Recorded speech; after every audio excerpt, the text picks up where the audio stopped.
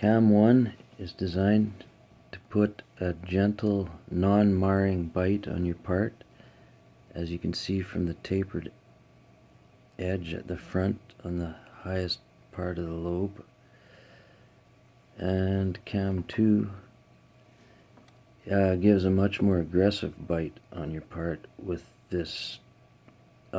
sharp washer here, which digs into the part as you turn it, and it'll give a really good bite on your part, which could come in handy in certain types of jobs where your part is very high or something and there's a lot of pressures at the top which might otherwise tip your part over.